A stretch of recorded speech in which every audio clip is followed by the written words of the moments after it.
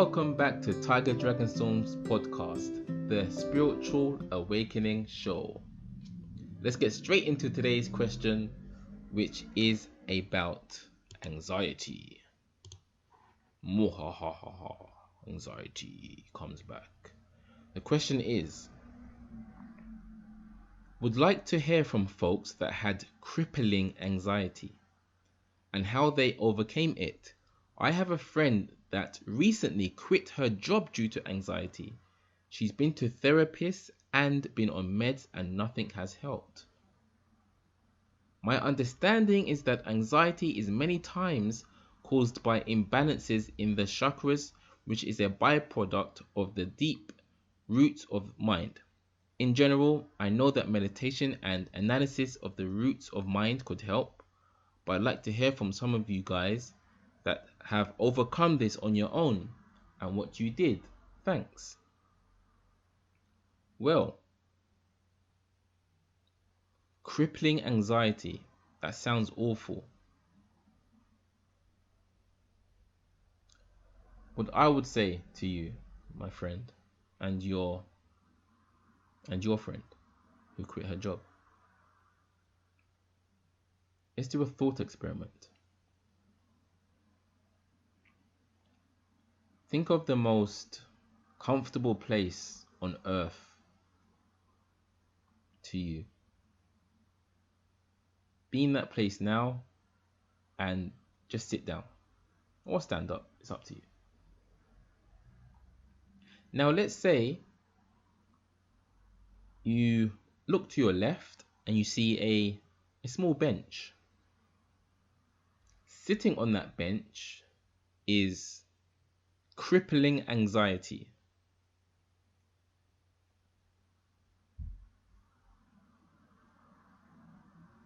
Now, you're observing this crippling anxiety just sitting down on the bench. You walk closer to it. And then you say something to it like, "Why are you here? I don't like you. I don't need you. I hate you. You make my life horrible. I lost my job because of you." Whilst you are saying these words, the crippling anxiety is simply just sitting there, not moving, just sitting there. And you continue. You are good for nothing. No one likes you. People want to get rid of you. Don't you understand this? Anxiety is still just sitting there, doing nothing. Now, do you see what's happening here? You are getting mad at something that is doing nothing. You are throwing abuse at something that is doing nothing.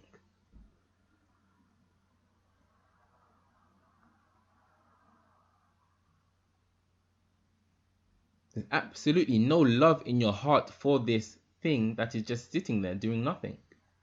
For no reason. You walked up to it and just started hurling abuse at it.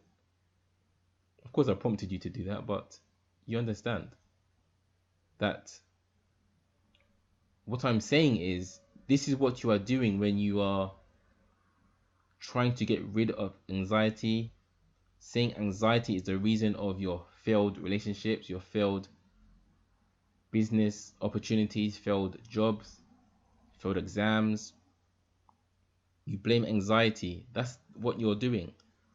But anxiety itself, let's actually look at this. What is anxiety? You would say something like, it's a feeling of stress. It's a feeling in the stomach. It's a feeling of fear, sadness, feeling alone, scared. It's a feeling I don't like, simply. You would say it's a feeling, irrespective of what you say after the word feeling. Like a feeling of this, feeling of that. It's a feeling, of course, anxiety.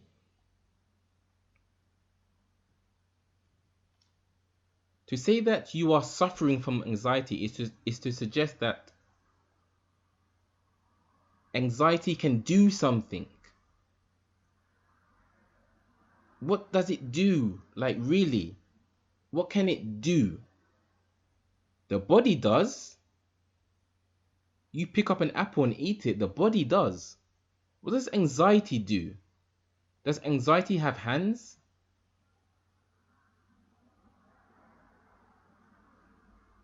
Can anxiety actually sit down like in the thought experiment I gave you? What does anxiety look like? Does it have a color? Let's say you said it's red. Another person might say it's blue.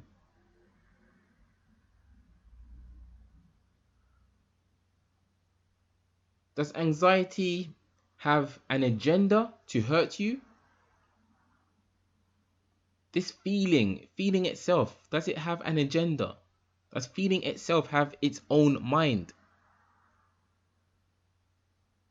Sincerely answer these questions to yourself.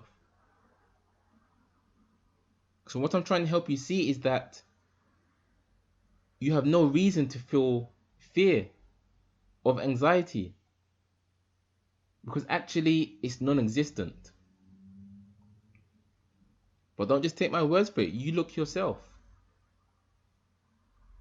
And when I say it's non-existent, I don't mean the experience doesn't exist, like you don't experience anxiety. Of course, we all do. But what I mean is, it's not the belief that it does something to us, does something to you, does something to me. That's what's false. Feeling itself does not do. It's not an action. You don't say, I'm going to do anxiety now. I'm going to do happiness. I'm going to do sadness. The only people who say that and do it are actors. So do you see, in a sense, when you say you are, or anxiety is doing something to you, then you're becoming an actor again. So you're not truly being true. Again, only an actor can do emotions. Or rather, only actors do emotions as their job. Do you have to do emotions? Can emotions do you? Can anxiety tap you on the shoulder and say, yo, look at me. Look at me now. Do. And I'm not making light of your experience. I'm trying to help you see that there is a way out of this. And that's to really look at what anxiety is. Can you find it? Search for it. If you only find a feeling, then you haven't found anxiety. You found a feeling. And feelings, what do the feelings do? Can they do anything to you? Again, where's anxiety? You see, we label different feelings, different sensations with different labels. So the label of anxiety is put upon a certain sensation feeling. Without that label, that certain sensation or feeling will still exist, right? You don't need to have a label for something for it to exist. It's there, it's apparent. But with the labels comes stories. Anxiety is this, anxiety is that, anxiety is the worst. Without the label, the feeling is just a feeling. It's actually hard for you to judge it if you don't have the label for it. You're like, oh, I'm not sure what it is. Then you get diagnosed as having anxiety. It's like, oh no, I knew it. Oh no, my life sucks. I need meds.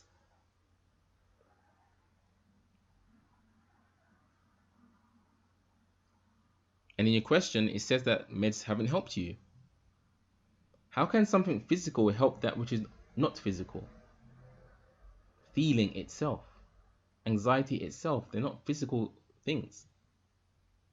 So the only way to, so-called, as you say, overcome it is to understand your nature as that non-physical being. That anxiety is that which arises within you. And the you that I speak of is not the body. The body is a sensation within you. Are you following here? Anxiety is within you.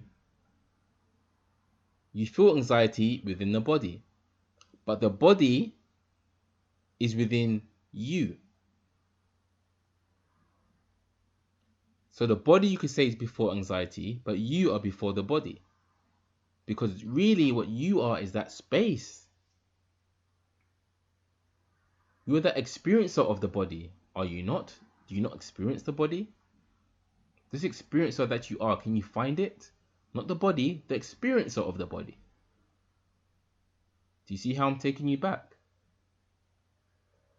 Let's go back and find what you are. You are the experiencer of the body on one level. Thus, you are the experiencer of anxiety. Experiencing itself or consciousness itself is not physical.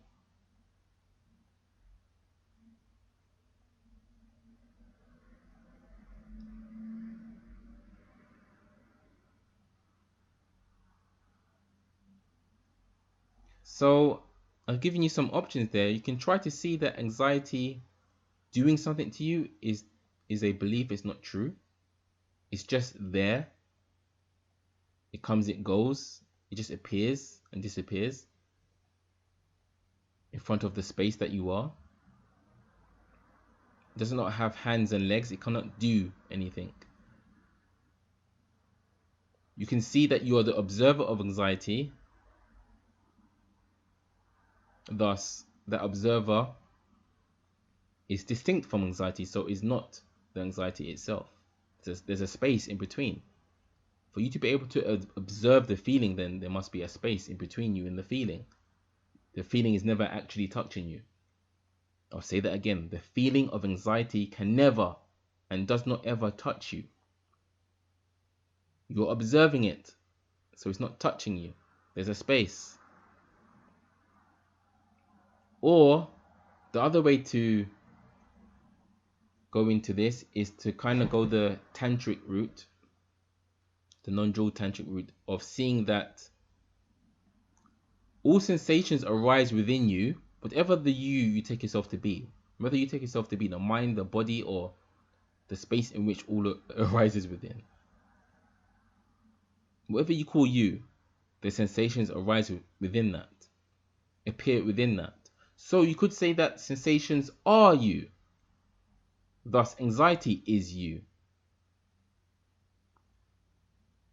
Just as you can draw the most gruesome picture on a canvas, should that canvas now feel bad that there's a gruesome picture on it? No, the picture is the canvas now. They are one. There is no one doing something harming the other. The picture cannot harm the canvas. Anxiety is a picture. It cannot harm the canvas that you are.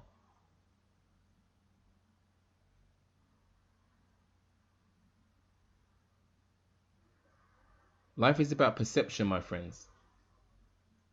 How are you perceiving? Are you perceiving with the everyday eyes? What society nurtured within you? Or are you seeing as your direct experience as pure consciousness, which is free from all suffering?